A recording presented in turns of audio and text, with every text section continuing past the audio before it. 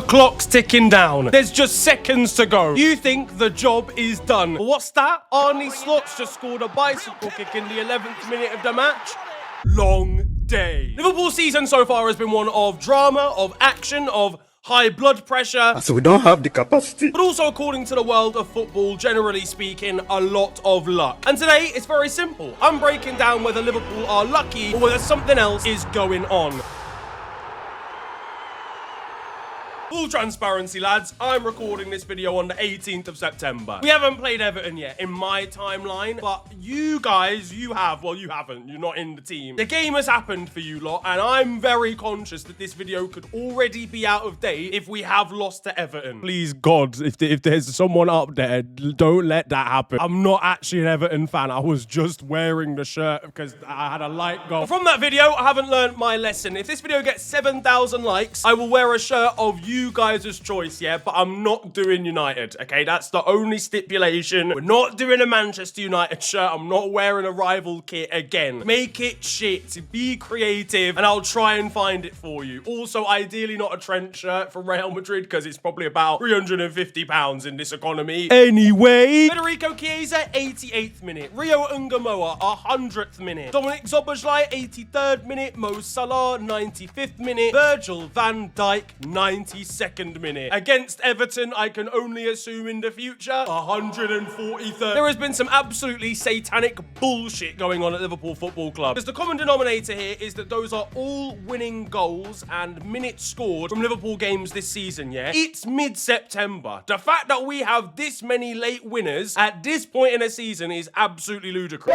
Rival fans in disarray after failing yet another hate watch for a 6th game in a row. People are saying that we spent loads of obviously money on Wirtz, on Isak, on Ekitike. The other clubs didn't even get that money, bro. We spent that on Juju. Arne Slot's halftime team talks are like something you have never seen before. This is a Xabi Alonso Bayern Neverlosen type beat. And I fear that the only man that would actually be able to stop us from winning games this season is a man with a whistle and cards. And contrary to his rant last season, it's not David Koo. He realistically probably can only referee in Switzerland though these days. Who's even writing these scripts at this point? No, genuinely, I want to know because there's no creativity. It's we take the lead, we fuck it up, and then we score in the last minute again. We did it against Bournemouth, flopped a 2-goal lead. We did it against Newcastle to 10 men furthermore. We've done it against Atletico Madrid now. And that one felt like it really took the biscuit because this is now on the European stage as well. We're not even just doing this domestically to our age mates. We're doing it across the pond. Well, I mean, we did it actually at Anfield, but that's not the point. How are my synapses gonna work in later life when I get a real job and become an actual adult when they've all been frazzled away by serotonin caused by Liverpool late winners? I'm gonna be sat at the table trying to remember my own children's name at Christmas dinner in 15 years from now because all of my brain cells have been burnt out by Dominic Szoboszlai. If you're a Liverpool fan this season, you're having a great time. Let's not pretend we're not having a good time yet. But 10 years have been taken off your life expectancy. You're not getting them back ever again. Have some Yakults, do some mindfulness, because it's going to be rough from here. And I'm not going to lie, Florian Wirtz is doing part of that for me. Florian Wirtz refusing to shoot in any possible situation in front of goal is starting to harm my mental health. I know that he's refusing to shoot because he's got a bet on a 90th minute Virgil van Dijk header. Jurgen Klopp, meanwhile, is left absolutely fuming at the fact that Arne Slot's trying to copyright mentality monsters. And I just know he's having the time of his life, just sat on the bench when they concede 2 goals to our opponents, but he knows he's going to score in the 108th minute. The United fan that's waiting to cut his hair till he wins 5 games in a row, this is what he would look like if he was a Liverpool supporter. This must be infuriating to rival clubs, yeah, because genuinely there's a world this season where we have 4 points in the league very easily, and somehow we've won every single game. Again, I don't know about Everton yet. I can't see the future.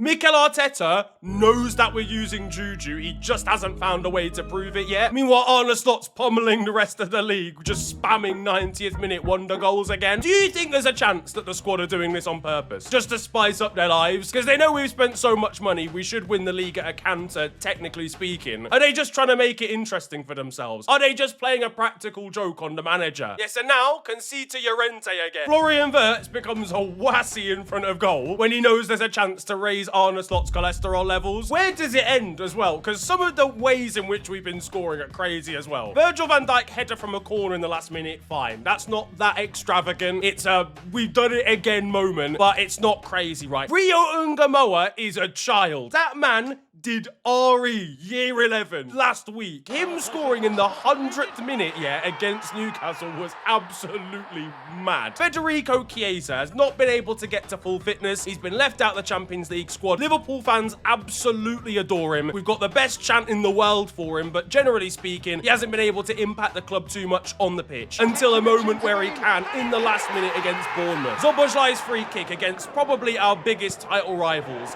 late on in that game. Where does it end? I'm waiting for Marmadashvili to get substituted on in goal and score a scissor kick from a 132nd minute corner. Hang on a second. What's that? It's Jamie Carragher at the backbone. I would just stop it there. I honestly reckon we'll have Anfield Agenda score for us this season before we drop any meaningful points against the big club. The Arne Slot Penitentiary's taken a step further when he's got 11 goals come the end of the season from the touchline. But it raises the question, what is actually going on? Is this all luck? Because a lot of rival fans are saying that it is. And I totally understand why. You know, against Bournemouth, I don't think we were at our best. We looked really open in transition. We conceded 2 goals because of that. And then we scored through, of all people, Federico Chiesa at the death. Against Newcastle, generally speaking, outplayed. We hit them with a sucker punch in the Gravenberch goal. They then get a red card through Anthony Gordon, which is stupid in itself. We score again through Ekatike, and then we throw away a 2-goal lead to a 10-men side that have had a bad transfer window only for a 16-year-old to save us at the death. Arsenal game, whilst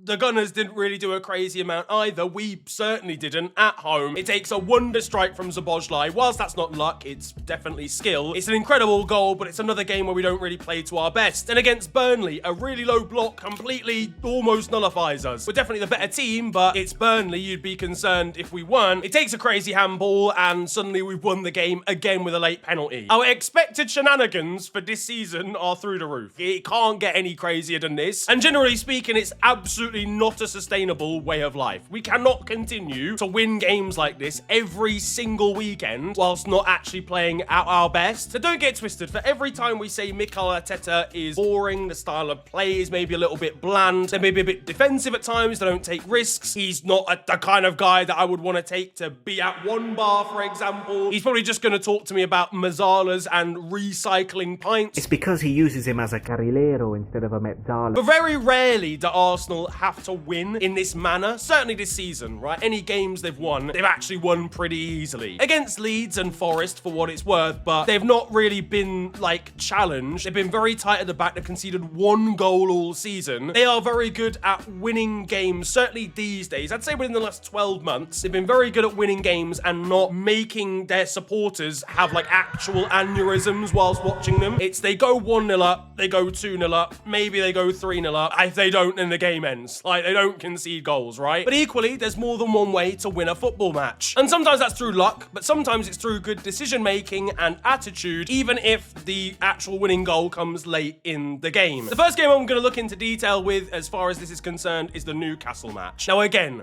we weren't great in this game. Didn't even deserve to be a draw, right? Based off even the first half alone, they deserved to win that game. The fact that they even managed to bring it back to 2-2 whilst down a man, again, further indicates really maybe if they were at full strength, if Anthony Gordon hadn't got sent off, we may well have lost that match. We're poor. Generally, we can't get a handle of the game. We just kind of allow Newcastle to absolutely slap us up in terms of pressure and opportunities. In the end, they take those. Osula scores in like the 88th minute. But then Arne Slot does something, and he does something interesting.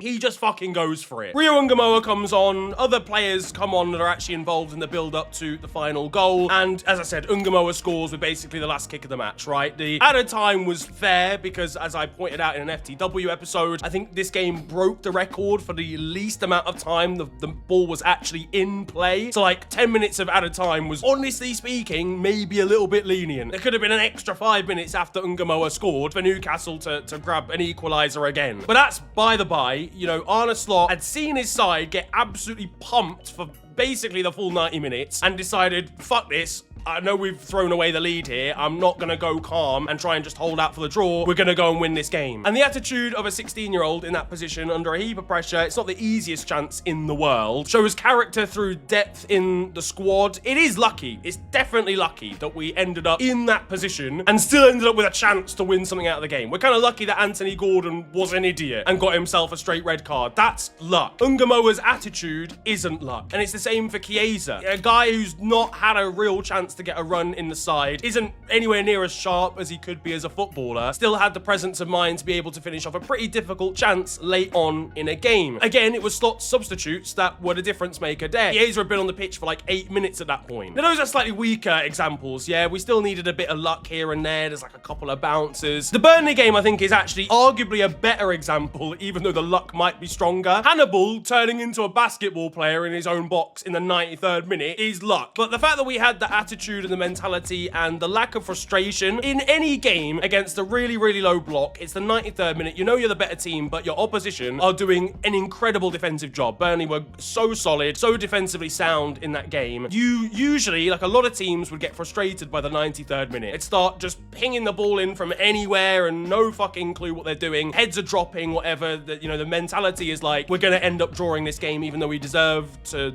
win. And that didn't happen. There was no signs of frustration. Arne once again absolutely went for it. He's got 5 attackers on the pitch by the end. That's not unheard of, but I feel like when we are chasing a goal, we don't half-arse it. We go absolutely balls to the wall for it. Again, Hannibal handballing it is luck.